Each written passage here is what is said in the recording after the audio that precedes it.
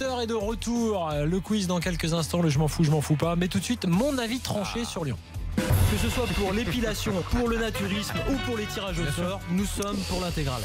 Ah oui, je vais comme rendre un hommage à Jean-Michel Aulas et au modèle lyonnais, parce que c'est vrai que malgré tout, si tous les clubs français faisaient ça, il y aurait des marges de manœuvre intéressantes pour recruter sur le marché des transferts. Parce qu'à force, on oublie quand même ce que fait l'OL, ce que sort l'OL comme joueur. Quelques chiffres tout d'abord. Déjà, pour être concret, la formation lyonnaise a rapporté 100 millions d'euros sur les 4 dernières années. Bon, déjà, en 4 ans du moins. Pour donner un exemple sur les autres gros clubs français, déjà depuis l'été 2013, il y a eu la vente d'Anthony Martial à Monaco.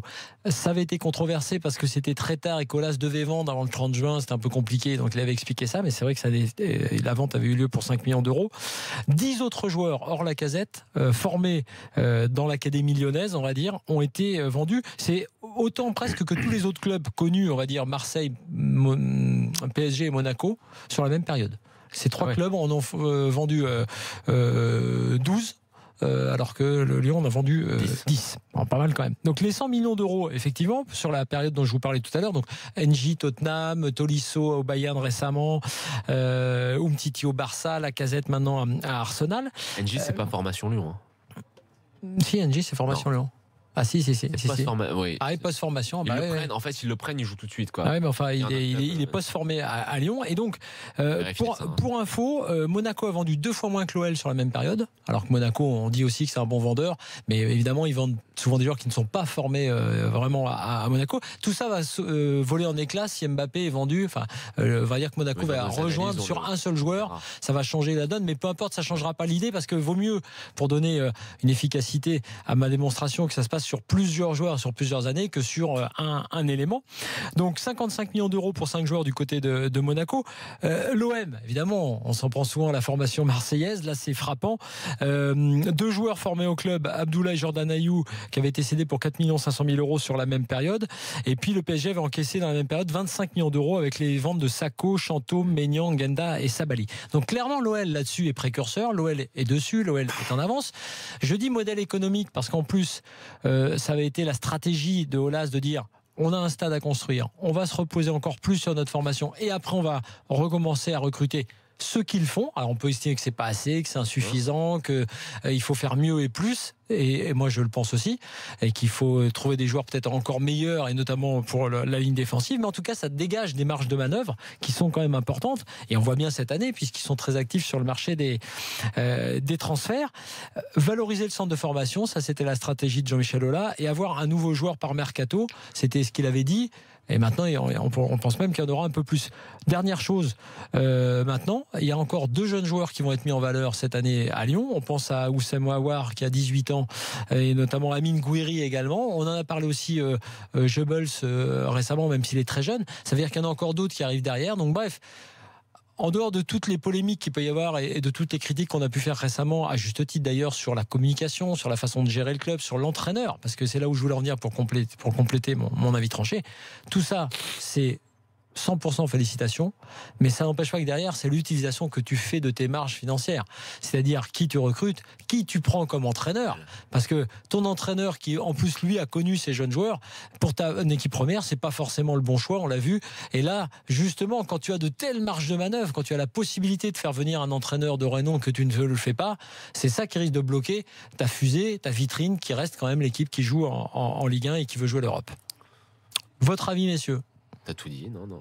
C'est bien quand on est d'accord. C'est bien quand on est d'accord. Premier pourvoyeur, je le disais avant-hier, je crois, premier pourvoyeur, l'Olympique Lyonnais de joueurs en équipe de France, un excellent centre de formation et une gestion qui est aux petits oignons de ce côté-là. Ouais. Si le parallèle pouvait se vérifier aussi maintenant sur l'équipe première, ce serait bien. Ah, juste un petit détail pour chipoter. Par rapport à ce que tu as annoncé sur l'Olympique de Marseille, n'oublie pas. Enfin, je pense que les chiffres auraient été bien meilleurs si la gestion du contrat d'André Ayou avait été fait d'une manière un peu plus intelligente. Ouais, ça fait partie aussi du truc. Regarde la façon dont ils l'ont bien utilisé, André. Ouais, puis non, mais la façon dont Aulas a géré Lacazette. Les contrats aussi. Pour le coup, même si on a pu critiquer la communication qu'il avait fait de son salaire, etc., ce qui, ça, à mon avis, était une bêtise. Pour le coup, il le vend 53 millions, record, plus 7 millions de bonus. Pas grand-chose à dire. Et en plus, il en a bénéficié un an de plus par rapport à ce qu'on pouvait penser. C'est quand même 2 ans de plus, Flo. 2 ans de plus. C'était pas l'été dernier, c'était pas l'été dernier. T'as raison. Cet été, le feuilleton, c'était Ghezal. Jean-Michel Lolas nous dit sur la chaîne Live, l'OL, c'est 0 titre avec leurs pépites. C'est pas faux. C'est ce que je dis maintenant, c'est que non, mais les marges de manœuvre, il faut, je dirais, pour être honnête, si on a bien entendu la stratégie sur la période construction du stade, Aulas avait dit que ce serait une période un peu plus compliquée. Donc, qui est 0 titre à ce moment-là, qui plus est avec l'arrivée d'un PSG QSI et d'un Monaco avec les Russes, je trouve pas ça incroyablement scandaleux.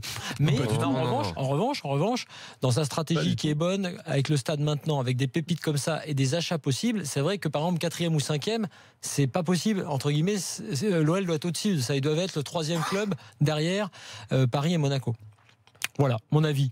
C'est tout ce que ça vous inspire. On a le droit d'être d'accord. Bah oui, j'ai le droit d'être d'accord. J'ai été totalement d'accord avec François, totalement d'accord avec toi, c'est bien aussi. Mais sur le travail du centre de formation de l'Olympique Lyonnais, on peut aussi rendre à César ce qui appartient à Jean-Michel Aulas, qui a d'excellentes idées en termes de stratégie sur le développement de son club. Parce que sur cette stratégie du maillage de la région, de récupérer, il y a quand même aussi un autre grand club français qui n'est pas très très loin, de récupérer les meilleurs joueurs et parfois aussi d'aller les chercher un peu plus loin. L'Olympique Lyonnais a devancé, il me semble, tout le monde dans notre pays. Ouais. Et il en récolte les fruits aujourd'hui. Et d'ailleurs, François, s'il y a quelque chose qu'on peut mettre au mérite de Andoni Zubizarreta et de Jacques-Henri Hérault, c'est qu'ils ont bien compris le retard qu'ils avaient, de faire la même chose. Et c'est quand même une erreur assez incroyable quand on y repense, parce qu'on parle de l'Olympique de Marseille, les clubs d'un bassin énorme, et la qualité des clubs juniors qu'il y a dans la région marseillaise. Juste un mot pour NJ, nous dit Pepito Kenesio, il avait 16 ans quand il arrive à l'OL, il a fait 2 ans en CFA avant d'intégrer le pro. Il a fait 1 an. Alors, écoute, on est à peu près d'accord quand même, c'est qu'il a quand même été, il a continué sa formation à Lyon. Allez, un tout petit je m'en fous pas avant le quiz. Attaque avec Fekir et Martial d'ailleurs. Alors figurez-vous que j'ai plein de dossiers de justice. Luka Modric entendu par la justice croate pour un faux témoignage dans un scandale de corruption. Il est venu présenter sa défense et dire la vérité. Le joueur de Real a assuré qu'il avait la conscience tranquille. En fait, il a témoigné au procès de Zdravko Mamić, 57 ans, l'homme fort du foot croate qui est soupçonné de nombreuses malversations. Et Modric avait déclaré en juin avoir signé dès 2004 une annexe avec Mamić prévoyant qu'il lui verse la moitié des primes de transfert qu'il recevrait par la suite. Or, en 2015, il avait déclaré aux enquêteurs que cette annexe avait été antidatée et signée alors qu'il évoluait à Tottenham. Bon, on suivra ça. Habib Habibou, condamné à 2 ans de prison avec sursis pour infraction répétée au code de la route. Voilà, faut le savoir. Alors écoutez bien, pas le premier, pas le dernier. Il avait contre le volant de sa Porsche Panamera, sans permis de conduire, sans ceinture. L'attaquant centrafricain avait été condamné à 2 ans de prison avec sursis. Son véhicule a été saisi. Il a commis au total 85 infractions et c'était la 34e fois qu'il se faisait attraper sans permis de conduire. Pas mal. C'est bon ça. Non, c'est pas bien. Il y a beaucoup de joueurs avec sans permis de conduire, c'est incroyable. Et puis Sambou Yatabaré qui a été mis en examen puisqu'il a frappé un policier en civil à l'aéroport, sur le parking de l'aéroport de Roissy-Charles de Gaulle. Donc il y avait beaucoup d'affaires, voilà. Et juste un petit mot pour Diego Maradona, qui devient citoyen d'honneur de la ville de Naples, où il a fait le bonheur du club de 84. Ça a mis du temps, dis donc. Ouais, il y a des problèmes avec le fils qui faisait qu'il il pouvait pas y revenir. Je ne sais pas si vous avez vu la vidéo de sa chambre d'hôtel où il sort juste et il salue la foule tel Jésus-Christ et les supporters napolitains deviennent fous. Allez, le quiz avec Guillaume. Salut Guillaume. Salut les gars. Tu joues avec Jonathan ou avec François? Parce que Jésus, quand il a salué la foule, il avait 2 clous dans les mains. Guillaume, vas-y. Comment je n'ai pas entendu? Jonathan ou François? Jonathan. Jonathan. C'est l'auditeur qui s'appelle Jonathan. Bonsoir les gars. Alors là, vous allez me simplifier la vie. Jonathan et François, alors. Ça aurait été plus simple de faire l'inverse. Exactement, c'est ce que j'aurais choisi. Attention, c'est parti, un quiz spécial. On renverse les téléphones, on te le donne. Allez. Non, il n'y a pas besoin, vous verrez. Un quiz spécial blessure bizarre. Attention, il faut me donner le nom du joueur à qui est arrivée cette blessure bizarre. En 2002, un joueur pensionnaire du Stade Rennais est à 2 doigts de signer à Manchester United. Mais une blessure contractée à cause de son chien, en voulant l'enjamber dans les escaliers, il se blessera au ligament du genou. Indisponible 3 mois, il ne connaîtra jamais l'Angleterre. C'est pas Gourcuff? Non. Ah, t'as raison, il y avait. Oui, non, t'as raison, c'est arrivé aussi à Gourcuff. Non. Lucas. Non, pas Lucas. Bravo. Non, un indice, son frère, attention, est tennisman. Était. Escudé. François Manardo. Julien Escudé. Tu l'as connu en bleu? Oui. Très sympa d'ailleurs. Il a un bon resto de viande maintenant. Un bon resto de viande à Madrid que connaît très bien Frédéric Carmel. Ouais, absolument. Il y a son couteau gravé. 1-0 pour Jonathan. Non, mais oui, mais l'auditeur s'appelle Jonathan. Ah oui, c'est vrai. En décembre 2002, un joueur du PSG participe à une soirée Scrabble. Il se blesse en ramassant une lettre tombée à terre. Letizy, qui a dit Letizy? C'est Guillaume. Guillaume, un partout. En 2006, oui, le Tizi joue au Scrabble, c'est ça l'info. Et dans son nom, il a une lettre qui vaut 10 points. Oh, je crois savoir où c'était, avec qui il était. Allez, après l'émission. En 2006, un international français doit déclarer forfait pour le derby contre Saint-Etienne. Il s'est blessé à la main en essayant de clouer une étagère. Coupé. Ouais, Grégory Coupé. 2-1 pour Guillaume et Jonathan. Pour avoir oublié d'enclencher le frein à main de son véhicule en une station-service. Et vers Banega. Banega, ouais. Et le tibia péroné, 6 mois sur la touche. Il se fait rouler sur le pied, on s'en rappelle. Attention, elle est très bien celle-là aussi. En tentant d'amortir avec son pied. Ouais, c'est qui? Jonathan. Ah, bravo, 3-2. C'était, oui, en gros, le flacon de parfum lui est tombé et il lui a sanctionné le tendon. Il est tombé sur le pied. Il a voulu le réceptionner. C'est un réflexe qu'on a quand quelque chose tombe. Faut laisser quand tomber. c'est du verre, il vaut mieux laisser tomber. On est d'accord. C'est un réflexe. En passant l'après-midi entière devant la télé, jambes posées sur la table, un joueur anglais a contracté une inflammation du tendon du genou. Ferdinand. Je crois que c'est Jonathan qui l'a. 4-2 pour Jonathan et Guillaume. Attention, celle-là j'y étais. En 2004, sélectionné par Jacques Santini pour participer à l'Euro au Portugal, un joueur des Bleus se blesse avec son accréditation. Après avoir tiré sur l'élastique, un bout de carton atterri dans son œil, lui provoquant une déchirure à la cornée. Non. Attention, un indice, Red Star. Marley. 4-3, ouais, c'est bon, François l'a dit. 4-3 pour Guillaume et Jonathan, contre Jonathan et François. Attention, en 2008, un gardien brésilien prend place sur le banc lors d'un match face à la Lazio et ne parvient plus à se relever, ressentant une forte douleur au dos. Il sera évacué sur une civière. Non. C'est un gardien brésilien. Gomes. Non. Gomes.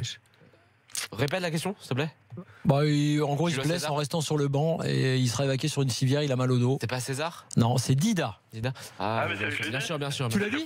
C'est qui? C'est Jonathan. Alors Jonathan, ça fait Et Maître Folas, il fait quoi là encore Alors attention, question décisive, on n'a pas beaucoup de temps. Nous sommes en 2003, un joueur d'Aston Villa décide de se percer une ampoule avec l'aide d'une perceuse. Verdict, infection, amputation de l'ongle de l'orteil et plusieurs semaines d'indisponibilité. En 2003? Ouais. Un joueur d'Aston Villa. David Ginola, non. Attention, je vais vous mettre prêt. Non. Son prénom, c'est Darius. Jones?